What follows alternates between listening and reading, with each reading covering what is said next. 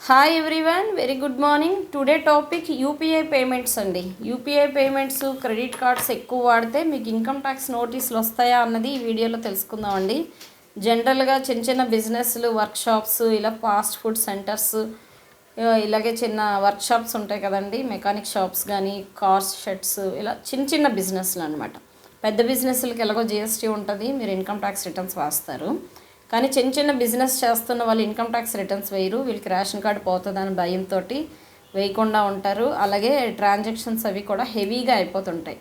ఒకరి నుంచి ఒకరికి యూపీఐ ట్రాన్సాక్షన్లు చేసుకోవడం, ఇష్టం వచ్చినట్టు లోన్లు వాడడం, క్రెడిట్ కార్డులు లిమిట్ మించి వాడడం. క్రెడిట్ కార్డు లిమిట్ అనగానే మీరు 30% వాడకుండా ఫుల్గా వాడేస్తుంటారు.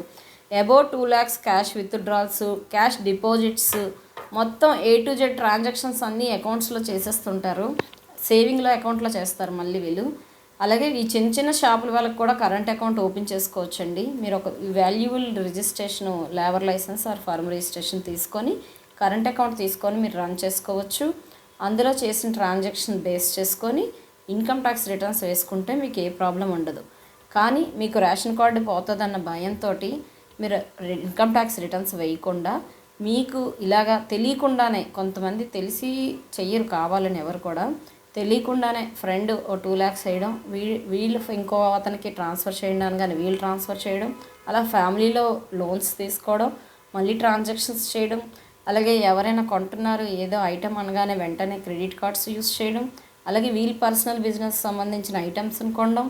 ఇలా ట్రాన్సాక్షన్స్ టోటల్ ఇయర్ అంతా చూసుకునేసరికి 30-20 lakhs అబోవ్ అయిపోతుందండి. ఈ విషయం ఎప్పుడు తెలుస్తుంది అంటే మనకి ఇన్కమ్ ట్యాక్స్ నోటీస్ వచ్చినప్పుడే తెలుస్తుంది. అప్పుడు వాడుతున్నంతసేపు మనకేమీ తెలియదు అనమాట. ఏదో వాడుతున్నాం, వస్తుంది, మనకేం మిగులుతుంది, మన దగ్గరికి ఎందుకు వస్తారు పెద్ద పెద్ద వాళ్ళు ఉంటుండగా అని అనుకుంటారు, అపోహలో ఉంటారు. ఇప్పుడు ఇక్కడ పెద్దవాళ్ళ చిన్నవాళ్ళ అన్నది కాదండి, మీ ట్రాన్సాక్షన్ బేస్ చేసుకొని నోటీసులు అనేది వస్తాయి. ఇష్టం వచ్చినట్టు మీరు పేమెంట్లు వాడేసి ట్రాన్సాక్షన్స్ చేసి ఇన్కమ్ ట్యాక్స్ రిటర్న్స్ వేయకపోతే మీకు ఇమీడియట్గా కాకపోయినా వితిన్ 8 years లోపల ఎప్పుడైనా నోటీస్ రావచ్చు. నోటీస్ వచ్చిన తర్వాత మీకు 400% పెనాల్టీ ఉంటుంది, ఇంట్రెస్ట్లు ఉంటాయి, ఐటీఓ చుట్టూ తిరుగుతూ ఉండాలి, లెటర్స్ మీద లెటర్స్ సబ్మిట్ చేస్తూ ఉండాలి. మీ టైం అంతా వేస్ట్ అవుతుంటుంది, మీ మనీ కూడా వేస్ట్ అయిపోద్ది, అన్నెసరీగా పెనాల్టీ పే చేయాల్సి వస్తుంది కదా. మరి ఇప్పుడు ఇవన్నీ చేయకుండా ఉండాలండి అంటే ఏం చేయాలి? మీరు రేషన్ కార్డు పోకుండా ఉండాలి అంటే కనుక వితిన్ లిమిట్స్లో మీ ట్రాన్సాక్షన్స్ చేసుకోండి. బిలో 5 lakhsలో చేసుకోండి. లేదండి నాకు కొంచెం 10 lakhs అయిపోతుందంటే కనుక హస్బెండ్ అండ్ వైఫ్ కలిపి బిలో 5లో చేసుకుంటే రిటర్న్స్ వేయకపోయినా పర్వాలేదు. అలాగే క్రెడిట్ కార్డ్స్ కూడా టూ మెనీ కార్డ్స్, ఎక్కువ కార్డ్స్ వాడకుండా లిమిట్లోని 30% వాడుకుంటూ పే చేస్తుంటూ, దానికి కూడా ఒక సిస్టమేటిక్గా ఉంటే బాగుంటుంది.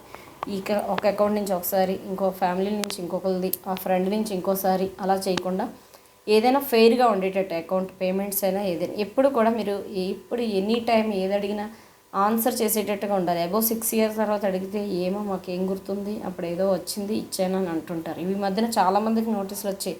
ఇంత డిపాజిట్ ఎందుకు చేశారండి అని అడిగితే, నాదా ఇంత అమౌంట్ అయిందా, వాళ్ళు రాంగ్ పంపించారండి అని చెప్పేస్తున్నారు ఈజీగా క్లయింట్స్ అయితే. ఇన్కమ్ ట్యాక్స్ వాళ్ళు ఎప్పుడు కూడా రాంగ్ చెప్పరండి.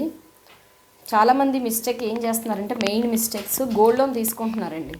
గోల్డ్ లోన్ తీసుకొని మళ్ళీ దాన్ని టైం అయిపోయిన లోపు కట్టలేక బ్యాంక్ వాళ్ళు పిలిచి మళ్ళీ దానికి మీకు రీలోన్ దాన్ని తీర్చేస్తున్నట్టుగా క్యాష్ డిపాజిట్ చేసి మళ్ళీ గోల్డ్ లోన్ శాంక్షన్ చేసి మళ్ళీ మీకు ఇస్తున్నారు. అలా ఇయర్లో 3 times చేయడం వల్ల ఇక్కడ క్యాష్ డిపాజిట్ కింద వెళ్ళిపోతుంది. అదేంటని బ్యాంక్ వాళ్ళు అడిగితే ఇది మాకు తెలీదు, పై వాళ్ళకి మేము ఎలా ఇచ్చామో మీరు రిటర్న్స్లో చూసుకోండి అని చెప్పేస్తున్నారు ఈజీగా. కానీ గోల్డ్ లోన్స్ ఎప్పుడు కూడా మీరు క్యాష్తో పే చేయొద్దండి. మీరు అమౌంట్ ట్రాన్స్ఫర్ ద్వారానే గోల్డ్ లోన్ క్లియర్ చేయండి. దీనివల్ల 100 నోటీసులు వచ్చాయండి లాస్ట్ మంత్లో అయితే. అందరిది ఇదే ప్రాబ్లం.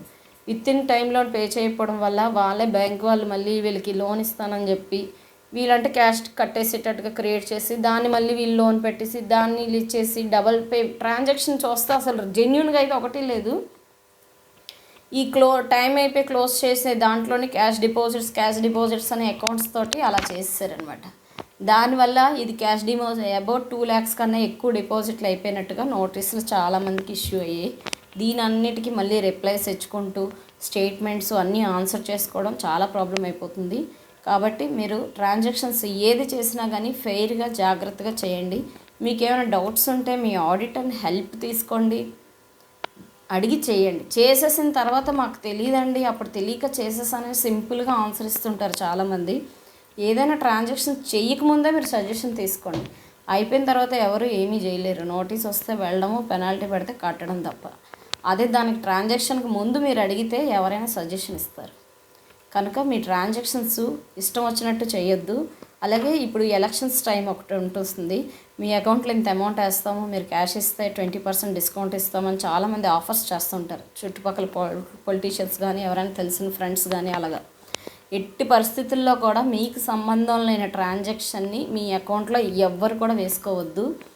మీరు డిస్కౌంట్ వాళ్ళు ఇచ్చేదానికో దేనికో ఆశపడ్డారంటే కనుక తర్వాత ఇన్కమ్ ట్యాక్స్ది మీ ప్రాబ్లం అయిపోద్ది. ఒక్క ప్యాను ఉంటుంది అంతే. ఆ ఒక్క ప్యాన్ను కూడా పాడు చేసుకుంటే ఇంకెవరు ఏం చేయలేరు అనమాట. తర్వాత నోటీసులన్నీ వచ్చేస్తుంటాయి. అబౌవ్ 2 lakhs కన్నా ఎక్కువ డిపాజిట్లు ఇయర్లో చేయకూడదు. ఇయర్లో అండి, మంత్లో అనుకుంటారు. అలాగే కొంతమంది తెలివితేటలు ఎక్కువయ్యి 10 అకౌంట్లో 10 రెళ్ళు చేయొచ్చు అని అడుగుతుంటున్నారు ఈ మధ్యన. అస్సలు కాదండి. మీకు 10 అకౌంట్లు ఉన్నా కానీ అన్నిటికీ ఒకటే ప్యాన్ ఉంటుంది కాబట్టి టోటల్ ఇయర్లో 2 lakhs అండి deposit limit, withdraw limit saving అకౌంట్స్లో. అది ఎవరైనా కానీ. ఇప్పుడు ఎవరో కమిషనో డిస్కౌంట్ ఇస్తారని ఫండ్ మీ అకౌంట్లో వేసేసుకొని వాళ్ళకి విత్డ్రా చేసి ఇవ్వడం, ఇలాంటి పిచ్చి పనులు అస్సలు చేయకండి. చాలా ప్రాబ్లమ్స్లో పడతారు మీరు. ఇలా ఎవరు చేయొద్దు. అలాగే మీకు సంబంధం లేని బిజినెస్లు కూడా మీ పేరు మీద పెట్టుకోకండి. చాలామంది అప్పట్లోనే మనం వినే ఉంటాం, మా బాబాయ్ నా ప్యాను ఆధార్ అడిగారు, నేనంటే చాలా ఇష్టము, నా పేరు మీద బిజినెస్ పెట్టుకుంటున్నారు అని చెప్పి చాలా పొంగిపోయేవారు చాలామంది. ఇలాంటివి చేసి వాళ్ళు ట్యాక్స్లు ఏమైనా ఎగ్గొడితే తర్వాత పోయేది వీలేనండి. ఎవరైతే ప్యాన్ ఆధారిస్తారో వాళ్ళకి చుట్టుకుంటాయి. బిజినెస్ చేసి పోయే వాళ్ళు బాగానే ఉంటారు. ఇలాంటివి కూడా ట్రాప్లో పడకండి, జాగ్రత్తగా ఉండండి. ట్రాన్సాక్షన్స్ అన్నీ ఫెయిర్గా చేసుకోండి. మీకు సంబంధం లేని ట్రాన్సాక్షన్స్ ఏవి కూడా మీ దాంట్లో వేసుకోవద్దు. Thank you for watching. Please share and subscribe for more videos.